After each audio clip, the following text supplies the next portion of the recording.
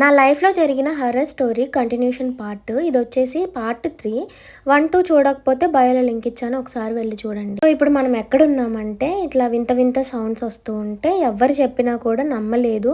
పైగా ఇంక నన్నే నువ్వు బెదురుగుడ్ల దానివి. ఏ చిన్న వస్తువుని చూసినా భయపడుతూ ఉంటావు అనేసి అన్నారని చెప్పాను కదా. నన్ను వీళ్ళు పట్టించుకోవట్లేదని మా అమ్మకి కాల్ చేసి, అమ్మ ఇలా సౌండ్స్ వస్తున్నాయి అమ్మ. నేను చెప్తే ఎవరు నమ్మట్లేదు. ఒకసారి నువ్వైనా చెప్పమ్మా, నాకు భయంగా ఉందనేసి అంటే ఇంకా మా అమ్మ కాల్ చేసి మా అత్తయ్యకైతే చెప్పింది, కొంచెం పిల్లని చూడండి అమ్మాయి, చాలా చిన్నది కదా, ఏమన్నా చూసినా ఉత్తిగా భయపడుతుంది అనేసి మా అమ్మ అయితే చెప్పింది. ఆ సౌండ్స్ కి నాకు భయం బాగా వేసి ఇంకా నా రూమ్ లో కాకుండా మా హస్బెండ్ వచ్చేదాకా అత్తయ్య వాళ్ళ దగ్గర అయితే ఉండేదాన్ని నేను.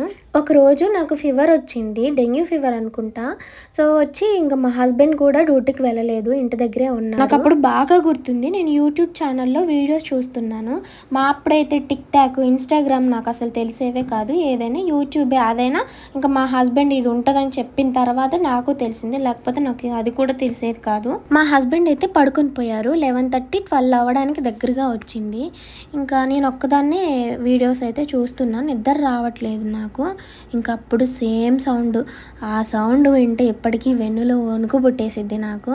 ఇంకా మా హస్బెండ్ అయితే చిన్నగా లేపాను, అంటే నా మాట వినపడకుండా ఇలా ఇలా గోకుతారు కదా పక్క నుండి, సో అలా గోకి మరీ లేపాను అనమాట. ఏంటంటే మన మాటలు వినపడతా ఉంటే అబ్బా నీతో పాటు ఇంకొకరు ఉన్నారనేసి ఆ సౌండ్ అనేది ఆగిపోతుంది. అందుకోసం అనేసి సైగలతో చేసి లేపాను. లేపేసరికి మా హస్బెండ్ కూడా విన్న. ఆ సౌండ్స్ చాలా భయంకరంగా అనిపించింది. ఇంకా ఆయన ఒక 2 నిమిషాల దాకా మౌనంగా ఉండి వింటూనే ఉన్నారు. ఆ తర్వాత ఏం జరిగిందనేది కంటిన్యూషన్ పార్ట్ అయితే పెడతాను. వీడియోకి అయితే లైక్ చేయండి, ఓకేనా.